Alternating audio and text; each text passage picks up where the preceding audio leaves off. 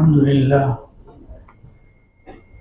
لله وكفى وسلام على عباده الذين اصطفى أما بعد أعوذ بالله من الشيطان الرجيم بسم الله الرحمن الرحيم الحمد لله رب العالمين الرحمن الرحيم مالك يوم الدين إياك نعبد وإياك نستعين اهدنا الصراط المستقيم صراط الذين أنعمت عليهم غیر المغضوب علیہم ولا الضالین آمین۔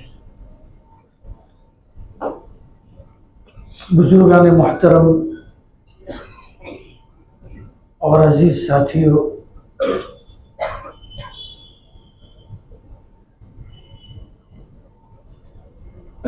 مضمون جو ہمارا گزشتہ ہفتے سے چل رہا تھا کہ اللہ رب العزت سے ہم سورہ فاتحہ میں ہدایت کو طلب کرتے ہیں اور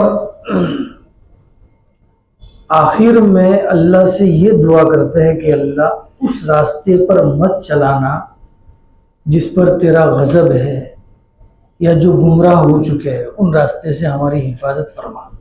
یہ دعا کرتا ہے بندہ۔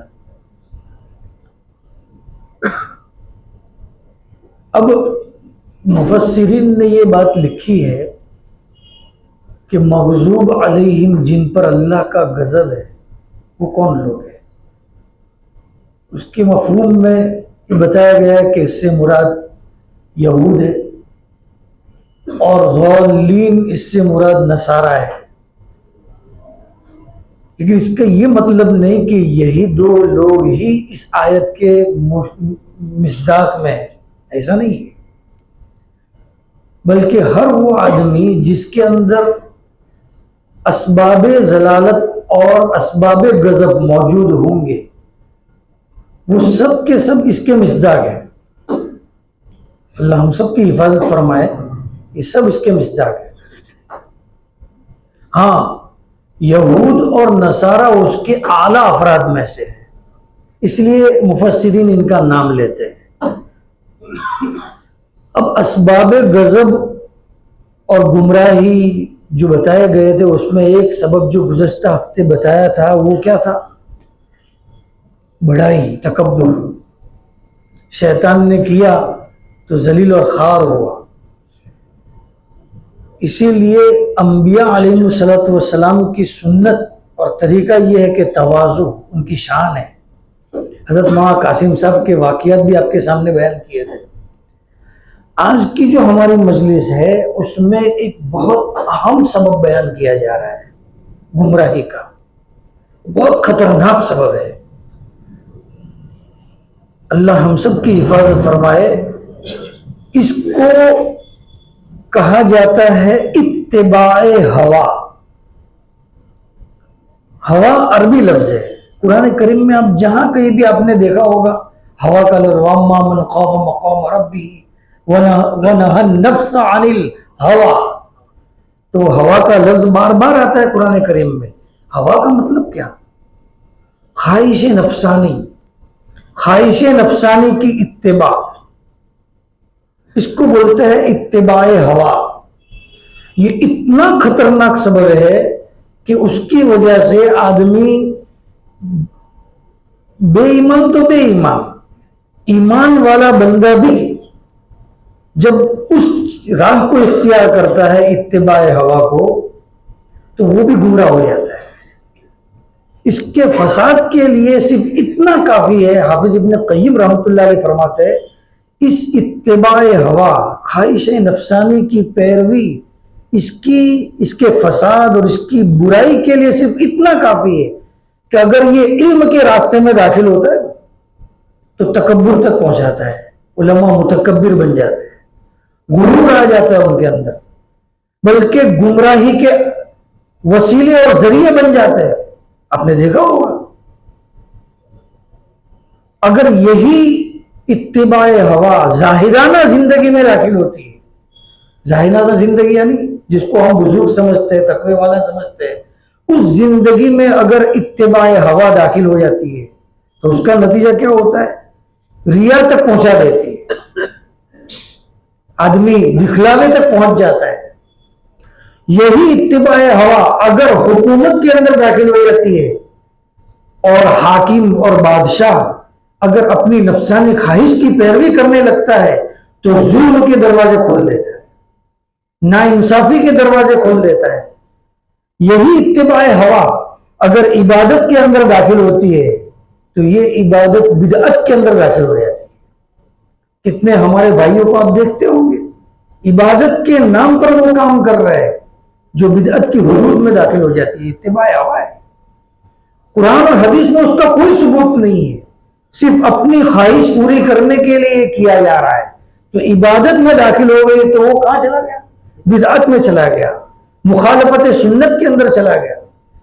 حافظ ابن قیم رحمۃ اللہ علیہ نے اس کے 38 مفاسد بتائے ہیں، بڑے خطرناک۔ ابھی تو وہ موقع نہیں ہے، میں اس میں سے خالی اشارے کرتے چلتا ہوں کہ یہ اتباع ہوا یعنی اپنی نفسانی خواہش کی پیروی کرنا آدمی کو کہاں تک پہنچا دیتا ہے۔ جتنے میں نے بڑے بڑے اسباب بتائے، یا تو عبادت ہے، یا زہد ہے، یا تو حکومت ہے، یا تو علم ہے، ان سب راستوں کے اندر اتباع گھستی ہے، اتباع ہوا کے لوگ۔ اسی لیے ابن عباس رضی اللہ عنہ بڑے زبردست مفسر قرآن بھی ہے اور بڑے صحابی ہے، فرماتے ہیں کہ قرآن کریم میں جب بھی اللہ رب العزت نے اس ہوا کا تذکرہ کیا ہے، ہوا تو سمجھ گئے نا، بار بار ترجمہ کرنے کی ضرورت نہیں، نفسانی خواہش کی پیروی، جب بھی اس کا تذکرہ کیا ہے اللہ رب العزت نے ہمیشہ برائی اور مذمت کی جگہ میں اس کا تذکرہ کیا ہے، برائی کی جگہ میں تذکرہ کیا ہے۔ فرماتے ہیں کہ آپ دیکھیے بہت ساری آیات ہیں، میں تو 2-3 آیتیں پڑھتا ہوں آپ کے سامنے۔ اللہ پاک فرماتے ہیں فَلَا تَتَّبِعُوا الْهَوَىٰ أَن تَلْوُوا أَن تَعْدِلُوا، کہ تم عدل کرنے میں اپنی اتباع ہوا کے اندر مت چلے جانا۔ اور ایک جگہ اللہ تعالیٰ فرماتا ہے أَرَأَيْتَ مَنِ اتَّخَذَ إِلَٰهَهُ هَوَىٰ أَفَأَنْتَ تَكُونُ عَلَيْهِ وَكِيلًا، تمہارا کیا خیال ہے، یا تم مجھے بتاؤ، جو آدمی اپنی نفسانی خواہش کی پیروی کرتا ہے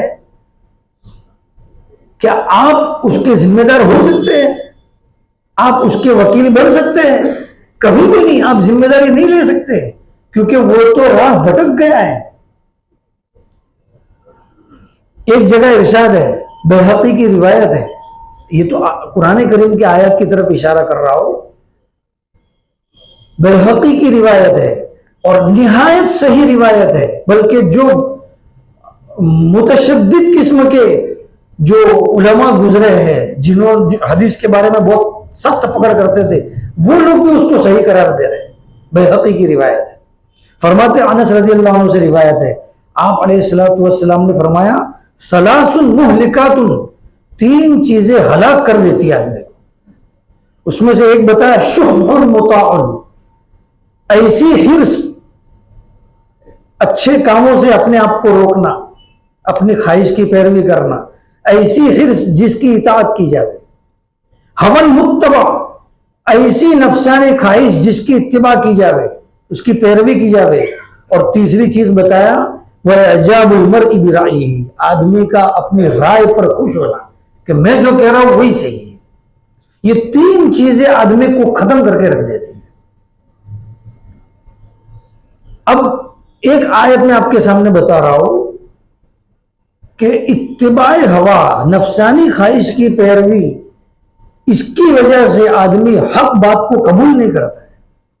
قرآن کریم کے اندر ہے، اللہ تعالیٰ فرماتا ہے فَإِن لَمْ يَسْتَجِيبُوا لَكَ، استجاب یستجیب کے معنی قبول کرنا۔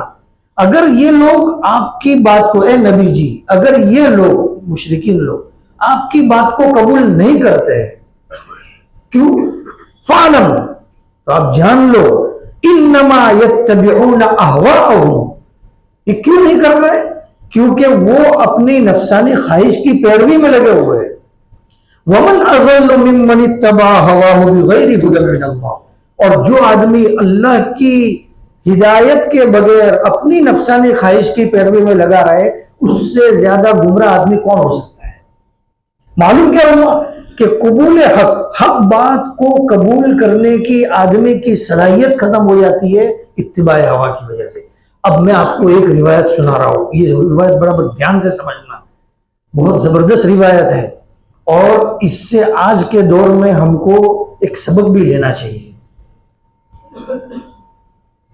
یہ مسلم شریف کی نہایت صحیح روایت ہے، مسلم شریف کی روایت ہے۔ حضرت ربعی، یہ حضرت حذیفہ کے شاگرد ہے، حضرت حذیفہ بن یمان، ان کی خصوصیت تو آپ جانتے ہی ہوں گے، رازدار رسول تھے، اور حضور صلی اللہ علیہ وسلم سے وہ علم انہوں نے لیا تھا جو کوئی اور صحابہ کے پاس نہیں تھا، یعنی فتنوں کے تعلق سے جتنے علوم تھے اکثر و بیشتر حضرت حذیفہ کے پاس تھے۔ کوئی روایت میں ہے، فرماتے ہیں کننا عند عمر، ہم حضرت عمر رضی اللہ عنہ کے پاس تھے، مجلس لگی ہوئی تھی، خلافت کا دور تھا حضرت عمر کا۔ فقال، حضرت عمر نے فرمایا ایکم سمع رسول اللہ صلی اللہ علیہ وسلم یذکر الفتن، حضور فتنوں کے بارے میں آپ کی جو تعلیمات تھی آپ میں سے کس کو معلوم ہے؟ حضور کی وفات کے بعد کا تذکرہ ہے، خلافت کا دور ہے۔ فقال قوم نحن سمعنا، قوم نے کہا، جو بیٹھے ہوئے تھے مجمع نے کہا ہم نے سنا ہے حضور سے۔ تو حضرت عمر نے فرمایا فقال لعلکم تعنون فتنة الرجل فی اہلہ و جارہ، شاید تم چھوٹے موٹے فتنے مراد لے رہے ہو نا، ہاں چھوٹے موٹے فتنے مراد لے رہے ہو کہ آدمی کے گھر میں جو مال، بچے، اولاد، بیوی فتنہ ہے، یہ جو آیا نا قرآن کریم میں آزمائش ہے، تو شاید اس کے بارے میں تم سمجھ رہے ہو۔ فقال نعم، ہاں ہم تو یہی سمجھ رہے ہیں۔ تو کہا وہ تو مجھے بھی معلوم ہے۔ حضرت عمر نے کیا فرمایا تلک تکفرها الصلاۃ والصیام والصدقہ، وہ فتنے تو چھوٹے موٹے ہوتے ہیں اور اس کا کفارہ تو نماز پڑھ لیا تو چھوٹے گناہ ہو گئے، اللہ پاک معاف فرما دیتے ہیں، روزہ رکھ لیا معاف فرما دیتے ہیں، صدقہ کر دیا معاف فرما دیتے ہیں، چھوٹے فتنے تو اتنے بڑے نہیں ہیں۔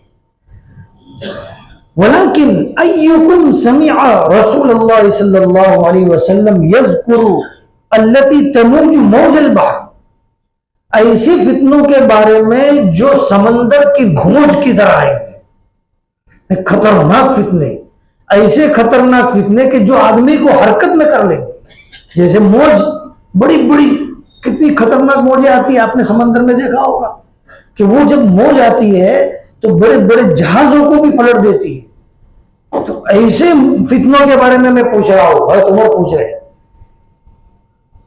فقال حذیفہ، حضرت حذیفہ نے فرمایا اسکت القوم، سب خاموش، کوئی کچھ نہیں بول رہا ہے کہ یہ تو اس کے بارے میں تو ہم کو معلوم نہیں ہے۔ فقلت انا، اب حضرت حذیفہ کہہ رہے میں، مجھے معلوم ہے، کیونکہ معلوم ہے نا حضرت حذیفہ تو ایسے سوال کیے تھے حضور۔ اصل میں حضرت حذیفہ کو یہ خصوصیت کیوں ملی، اس کی وجہ ہے، وجہ یہ ہوئی تھی کہ ان کے والد یمان جنگ احد میں شریک ہوئے تھے، اور اس جنگ میں معلوم ہے کہ مسلمان پیچھے پلٹنے لگے، دونوں طرف سے دشمنوں کا حملہ شروع ہوا تو مسلمان بیچ میں پیس گئے، تو وہ انتشار کے اندر اور اس حالات میں کوئی کسی کو پہچان نہیں پایا، اور حضرت حذیفہ کے والد یمان مسلمان تھے اور مسلمان کی تلوار سے شہید ہوئے تھے، سمجھ رہے ہیں؟ تو اب حضرت حذیفہ کو تو بہت غم ہوا کہ تو جہاد میں، اور جہاد میں بھی ایک مسلمان کی تلوار سے، اب یہ تو جان بوجھ کے تو ہوا نہیں تھا، سہوا نہیں عمل ہوا ہے، لیکن حضور صلی اللہ علیہ وسلم ان کی بہت دلداری کرتے تھے، تو وہ حضرت حذیفہ کے والد یمان اسی غزوہ احد میں شہید ہوئے۔ تو یہ خصوصیت حضرت حذیفہ کو تھی کہ وہ فتنے کے بارے میں حضور کو بہت پوچھتے تھے اور حضور ان کو بتاتے تھے، باقی کسی لوگوں کو بہت علم نہیں تھا اتنا، ٹھیک ہے کچھ لوگوں کو ہے لیکن اتنا علم جو حضرت حذیفہ کو تھا اتنا نہیں تھا۔ تو حضرت حذیفہ فرماتے ہیں سب خاموش، میں نے کہا حضرت مجھے معلوم ہے۔ فقال انت للہ ابوک، حضرت عمر نے فرمایا خدا کی قسم تم ہی اس کے اہل ہو، مجھے معلوم ہے کہ، کیونکہ مجھے بھی معلوم ہے کہ تم اس کے بارے میں حضور کو پوچھتے تھے۔ اب وہ پوچھ رہے قول حذیفہ سمعت رسول اللہ صلی اللہ علیہ وسلم، میں نے حضور سے سنا تھا تعرض الفتن علی القلوب، فتنے دلوں پر پیش کیے جائیں گے. اب یہاں پر شارح جو مسلم ہے وہ فرماتے ہیں تو عرض الفتن کا کیا مطلب کہ یہ فتنے جو ہے نا جس طریقے اب آگے تشبیہ دی ہے کل حصیری اودن اودن، جیسے کہ چٹائی پر آدمی سوتا ہے، سویا ہو تو اس کے بدن کے اوپر نشان چٹائی کا ہوتا ہے کہ نہیں ہوتا ہے، ویسے ہی یہ جو فتنے ہیں یہ انسان کے دلوں کے اوپر پیش کیے جائیں گے، یعنی ایسے پیش کیے جائیں گے کہ ان کے دلوں کے اندر داخل ہونے کی کوشش کریں گے. یہ فتنے جیسے چٹائی اثر ڈالتی ہے ایسے یہ بھی اثر ڈالنا چاہیں گے. اور پھر فرمایا کہ وہ فتنے کتنے ہوں گے؟ اودن اودن، آپ نے تشبیہ دی کہ جیسے چٹائی کو آپ نے دیکھا ہوگا کہ دایا بایا ہر طرف سے اس کو بھونا جاتا ہے، ایک لکڑی کے بعد دوسری لکڑی، دوسری کے بعد تیسری، اسی ترتیب سے یہ فتنے بھی مسلسل بارش کی طرح برستے رہیں گے اور یہ دلوں تک پیش ہوں گے.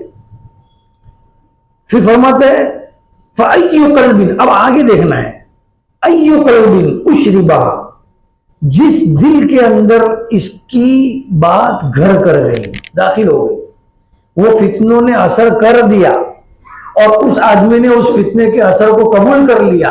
اشربہ کا لفظ آیا ہے اور اشربہ کا مطلب جیسے پانی پیتے ہیں تو ہماری باڈی کے جز میں کیسے پانی داخل ہو جاتا ہے، ویسے اس فتنے کا اثر اس کے دل کے اندر داخل ہو گیا ہے. اشربہ. اب آگے اس کا نتیجہ کیا بتایا؟ نکت فیہ نکتۃ سودا، اس کے دل کے اندر کالا نقطہ لگ جاتا ہے. یہ ایک فتنہ آیا اور اس کے دل پر پیش ہوا اور وہ کالا نقطہ چھوڑ گیا. وَأَيُّ قَلْبٍ أَنْكَرَهَا، لیکن وہ فتنہ آیا اور اس فتنے کو دل نے بھگایا، دور کیا. أَنْكَرَهَا نُكِتَ فِي قَلْبِهِ نُكْتَةً بَيْضَاء، اب اس کے دل کے اندر سفید نقطہ لگ گیا، یعنی نور بن گیا. ایک کے اندر ظلمت بنی، ایک کے اندر نور بنا. حَتَّى تَصِيرَ عَلَى قَلْبَيْنِ، اب آپ دیکھیں گے کہ دل دنیا کے اندر دو قسم کے ہو جائیں گے. یا تو آپ نے کیا تشبیہ دی ہے، فرمایا عَلَى أَبْيَضْ مِثْلَ الصَّفَا، وہ چکنا پتھر کہ اس چکنے پتھر کے اوپر کوئی چیز ڈالو تو ٹک ہی نہیں سکتی، ایسے اس کے دل کے اوپر کوئی بھی فتنہ آیا تو وہ اثر کرے گا ہی نہیں، کیونکہ پہلے سے وہ انکار کرنا شروع کیا ہے تو وہ نور اس کے دل کے اندر داخل ہو گیا ہے. وہ نور کی طاقت ایسی ہے کہ وہ فتنے جو آ رہے ہیں ان فتنوں کو وہ دفع کر رہا ہے. سمجھ رہے ہیں نا؟ اب کوئی فتنہ اس کو نقصان نہیں دے گا. کب تک؟ ما دامت السماوات والارض، جب تک کہ زمین اور آسمان قائم ہے. یعنی یہ اللہ کا نیک بندہ بنتا ہی چلا جائے گا، کیونکہ وہ ان فتنوں سے ٹکراؤ لے رہا ہے، اس کا انکار کر رہا ہے. اب آگے دیکھیے، والآخر، اور جو دوسرا دل ہے وہ کیسا ہے؟ اسود مربادن، انتہائی سیاہ. وہ نقطے داخل کر ہوتے ہوتے ہوتے ہوتے وہ جو عقل سلیم تھی وہ ختم ہو گئی. اب وہ سیاہ ہو گیا ہے اور کیسا؟ مٹیالہ، بالکل مٹیا، مربادن. اور پھر آگے آپ علیہ السلام فرماتے ہیں کلکوزی مجخین، ایسا ہو گیا ہے جیسا کہ کوئی گھڑا ہو، اس گھڑے کو پلٹی کر کے رکھو تو اس میں کبھی پانی ٹکتا ہے؟ آپ علیہ السلام نے فرمایا اس کا دل بھی راہ حق سے ہٹ گیا ہے. اب راہ حق کی کوئی بات اس کے دل میں، قرآن کی بات، حدیث کی بات دل میں اثر ہی نہیں کر رہی، کیونکہ وہ سیاہ ہو چکا ہے. آج یہ نقطہ ہم کو سمجھنا ہے کہ قرآن کی بات اور حدیث شریف کی بات جب ہمارے کان کے اندر پڑے، جیسے صحابہ کے دل کے اندر تھا. صحابہ کی بات تو یہ ہے، اذا تلیت علیہم آیاتہ، جب حضور ان کے سامنے ایک آیت تلاوت کرتے زادتہم ایمانا، ایمان ان کا بڑھ جاتا تھا. کیسے بڑھ جاتا تھا؟ مجلس میں بیٹھے حضور ایک آیت پڑھ رہے، جذبہ ویسا بن رہا ہے بس اس پر عمل کرنا ہے. حضور صلی اللہ علیہ وسلم کی کوئی سنت ان کے سامنے آئی اور آپ کا ارشاد آ گیا، بس بات ختم. اب اس میں کوئی تعویل نہیں، حضور نے فرما دیا، بس بات ختم. آپ کو ایسے بے شمار واقعات ملیں گے. وہ آپ نے سنا ہوگا گنبد توڑ دیا تھا صحابی نے، آ کے خبر بھی نہیں دی. حضور کے منشے کی اتباع. منشے کی اتباع. میں یہاں پر آپ کو دو لفظ کے بارے میں بتا دیتا ہوں, مطالعے میں نہیں تھا لیکن آج ایک یہ بات بتا دیتا ہوں. قرآن کریم میں دو جگہ پر لفظ آیا ہے, ایک اطاعت کا لفظ آیا ہے اور ایک اتباع کا لفظ آیا ہے. بتائیں اطاعت اور اتباع میں فرق کیا ہے؟ تو کہا کہ اطاعت تو کس کی جاتی ہے؟ واجبی حکم ہوتا ہے نا, اس کی اطاعت کی جاتی ہے, اور اتباع منشے کی جاتی ہے. واجب تو واجب, منشا کیا ہے؟ اس منشے کی اتباع کی جاتی ہے. اسی لیے اللہ تعالیٰ نے فرمایا قل ان کنتم تحبون اللہ, اگر تم اللہ سے محبت کرنا چاہتے ہو فاتبعونی, تم میری اطاعت کرو. نہیں, اطاعت سے تو ملنا ہی ملنا ہے اللہ تعالیٰ, لیکن اگر اللہ کی محبت اپنے دل میں راسخ کرنا چاہتا ہے تو ہمیں کس کی اتباع کرنی پڑے گی؟ حضور صلی اللہ علیہ وسلم کی. فاتبعونی یحببکم اللہ, اللہ تعالیٰ تم سے محبت کریں گے. بہرحال یہ زائد بات تھی. اب میں یہ بتا رہا تھا کہ روایت میں ہے کہ جب یہ کالا نقطہ اندر بڑھ جاتا ہے تو یہ سیاہ ہوتے ہوتے حق بات کو سمجھتا ہی نہیں. اس کو تشبیہ دی حضور نے کس کے ساتھ؟ صلی اللہ علیہ وسلم. کتنی زبردست روایت ہے یہ کہ جیسے کہ کوزہ الٹا ہو گیا, اب اس کے اندر کوئی پانی ٹکتا ہی نہیں. ایسے ہی حق بات اس دل کے اندر اثر کرتی ہی نہیں. حق باتوں کی اتنی مجالسیں قائم ہو رہی ہے لیکن دل کے اندر الحمدللہ ابھی بھی مجمع ہے, ایسا نہیں ہے. الحمدللہ ابھی بھی لوگوں کے دل ہے. لیکن یہ بات دوستو بزرگوں ہم کو سوچنے کی, آج ایسے ماحول ہے کہ اس ماحول کے اندر حق کیا ہے باطل کیا ہے پتہ ہی نہیں چلتا ہے. گڑ سب چلتا ہے, کون سے راستے پر چلے ہم پتہ ہی نہیں چلتا ہے. اور ہمارے اندر اتنی بصیرت نہیں ہے, اتنی عقل ہی نہیں ہے. وجہ کیا ہے کہ وہ دلوں کے اندر وہ سیاہی داخل ہو گئی ہے. اللہ سے ہم مانگے آج کی مجلس میں, ابھی بیٹھے بیٹھے مانگ لے, اللہ ہم سب کے دلوں کو منور فرما, عقل سلیم عطا فرما, ہم حق کو حق پہچانے اور باطل کو باطل پہچانے. ہاں یہ بہت بڑی دولت ہے, اللہ رب العزت ہم سب کو عطا فرمائے. اس لیے یہ روایت کے اندر حضرت حذیفہ فرماتے آگے کہ اب کیا ہے اس جو یہ سیاہ دل ہے اس کی کیفیت کیا ہے, یہ قبول کیا کرتا ہے پھر جب حق بات کو قبول نہیں کر رہا ہے تو آگے فرماتے ہیں کہ یہ کوئی بھلائی کو قبول نہیں کرتا, کوئی منکر سے نہیں رکتا, صرف ایک چیز کی اتباع, الا ما اشرب من ہواہ, جو اس کے خواہش کی اتباع ہوگی وہ اس کو اچھی لگتی ہے اور اس کے پیچھے بھاگتا ہے. دیکھیے آج دنیا میں یہی ہو رہا ہے. کتنی خطرناک, مطلب یہ روایت سے ہم سمجھے کہ کتنا خطرناک فتنے کا دور ہے یہ. اب اس فتنے کے دور میں ہمارے لیے رکاوٹ جو ہے اس فتنوں سے بچاؤ, وہ ایسی مجالس ہے, ایسی دعوت و تبلیغ کی محنت, خانقاہوں کی محنت, اکابر اور بزرگان دین سے ہمارا تعلق, مجالست, یہ چیزیں ایسی ہے جو ہمارے دلوں کے اندر مضبوطی پیدا کرے گی اور ہم کو ایمان کے اوپر اور اخلاق کے اوپر ثابت قدم کرے گی. اب میں آپ کو دو واقعات سنا کے بات ختم کرتا ہوں. ایک واقعہ تھوڑا لمبا ہے, وہ آپ کو ایک مثال دے کے سمجھاتا ہوں کہ دیکھو حق بات کو آدمی کیوں قبول نہیں کرتا, اتباع ہوا کی وجہ سے. قرآن کریم کی آپ نے سورہ مدثر آپ پڑھتے ہوں گے یا آپ امام صاحب کے پاس سنتے ہوں گے. سورہ مدثر 29ویں پارے کے اندر جو سورت ہے, اس سورت کے اندر اللہ رب العزت نے مشرکین میں سے ایک آدمی کا تذکرہ کیا ہے, اور وہ آدمی جو تھا اس کا نام تھا ولید بن مغیرہ. یہ وہ آدمی تھا کہ اس کی ذات کے بارے میں ہم یہ کہہ سکتے ہیں کہ اتنا بڑا سردار تھا ولید بن مغیرہ, بلکہ بالفاظ دیگر آپ کو آسان لفظوں میں سمجھا دوں اس کا تعارف کرنے کے لیے. خالد بن ولید کا تو نام سنا ہوگا نا, جو سیف من سیوف اللہ ہے, ان کے والد تھے.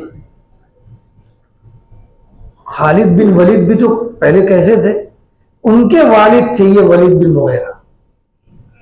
اس کا تذکرہ 29ویں پارے میں 2 جگہ ہے. ابھی تو میں آج ایک ہی جگہ بتا سکتا ہوں آپ کو وقت کی قلت کی وجہ سے, کہ قرآن کریم میں اللہ پاک فرماتے ہیں ذرنی ومن خلقت وحیدا وجعلت له مالا ممدودا وبنین شہودا ومہدت له تمہیدا ثم یطمع ان ازید کلا انه كان لآیاتنا عنیدا سأرهقه صعودا انه فکر وقدر فقتل کیف قدر ثم قتل کیف قدر ثم نظر ثم عبس وبصر ثم ادبر واستكبر. فقال ان ھذا الا سحر یوسر. یہ 7 یا 6 آیات ایسی ہے جو اس کے بارے میں نازل ہوئی ہے. یہ ولید بن مغیرہ وہ آدمی تھا کہ اس کی سرداری میں لوگ، اس کی سرداری مشہور تھی ولید کی، اتنا مطلب سب بڑا سردار تھا کہ یہ لوگ اس کی اتباع کرتے تھے. اور ظاہر سی بات ہے مال کے اعتبار سے قرآن کریم میں اس کا مال بھی تذکرہ کیا ہے.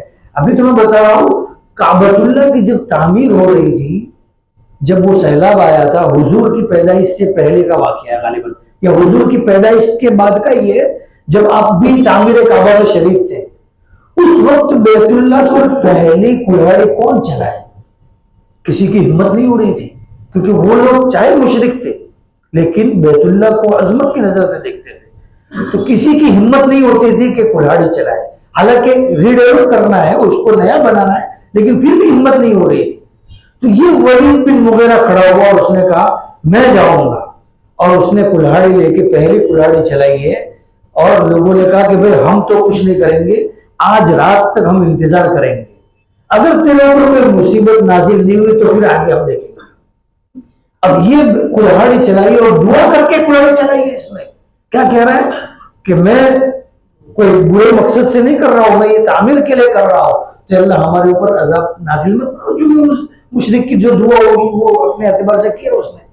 بہرحال میں یہ بتانا چاہتا ہوں کہ اتنا بڑا آدمی جس کی سرداری میں لوگ چل رہے ہیں، اور آپ نے وہ واقعہ بھی سنا ہوگا سیرت کے اندر کہ ایک مرتبہ سب لوگ جمع ہوئے تھے اور جمع ہو کے حضور کے پاس آئے تھے، چچا ابو طالب کے پاس، اور کہا کہ ابو طالب اگر تمہارا بھتیجے کو بلایا گیا، کہ بھئی تم کو اگر کوئی حسین عورت چاہیے تو ہم نکاح کرانے کے لیے تیار ہیں، مال چاہیے تو جتنا چاہو اتنا مال دے دیں گے، اور سرداری چاہیے تو تم کو سردار بنا دیں گے.